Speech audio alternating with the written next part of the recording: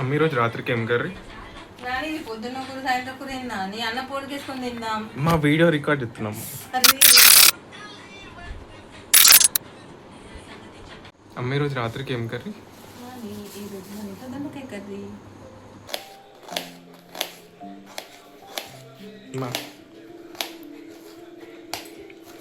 మీరు దొండకర్రీ ఎందుకు వండుతున్నాం? అంతే కదా నాని, డిన్నర్లోకి ఏదైనా కర్రీ కావాలన్నావు. మీకోసం మళ్ళీ దొండకాయ అంతా కర్రీ చేయాల్సి వస్తుంది. మనకి దొండకాయ అంటే ఇష్టమేనా? ఇష్టం నాని, నాకు డాడీకి దొండకాయ అంటే ఇష్టం.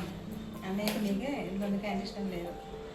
హాయ్ అండి, వెల్కమ్ టు అవర్ ఛానల్ లూగీవర్స్కి స్వాగతం.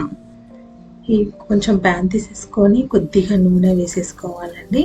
నూనె వేసుకున్న తర్వాత మన ఇంట్లో ఉండేటువంటి తాలింపు గుంజలు వేసేసుకొని కొంచెం కరివేపాకు ఆయిల్లో ఫ్రై కావాలి. దాని తర్వాత మన సన్నగా తరుక్కున్నటువంటి ఉల్లిపాయ ముక్కలు, పచ్చిమిరపకాయ ముక్కలు వేసేసుకొని బాగా ఫ్రై చేసుకోవాలి. ఇవన్నీ కొద్దిగా లైట్ బ్రౌన్ కలర్ వచ్చే వరకు మనం ఫ్రై చేసుకోవాలండి.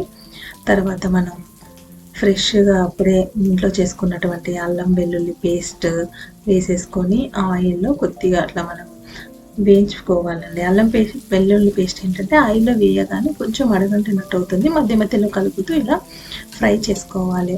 ఇలా ఒక 2-3 మినిట్స్ మనం ఆయిల్లో ఫ్రై చేసుకున్న తర్వాత అవి మంచిగా కలర్ చేంజ్ అవుతూ ఉంటాయి. మనకు సువాసన కూడా మంచిగా వస్తుంది. దీనిలోనే చిటికెడంత పసుపు,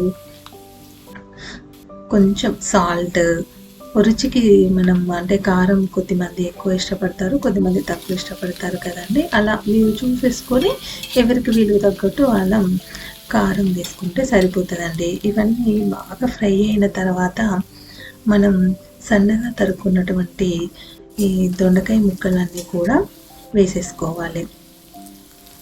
ఇదే ఆయిల్లో ఒక 2-3 మినిట్స్ మనం ఈ దొండకాయ ముక్కలన్నింటినీ బాగా ఫ్రై చేసుకోవాలండి. బాగా ఫ్రై చేసుకున్న తర్వాత మూత లేకుండానే ఒక 2 మినిట్స్ అలా వేయించుకొని ఆ తర్వాత మనం మూత పెట్టుకోవాలన్నమాట. ఒక 10 మినిట్స్ తర్వాత మూత తీసేస్తే అప్పుడే మనకి ఆయిల్ అనేది మనకు పైనకి కనబడుతుందండి. సపరేట్ అవుతుంది. అంటే దొండకాయ అంతా మనకి మంచిగా వేగిందని తెలిసిపోతుంది.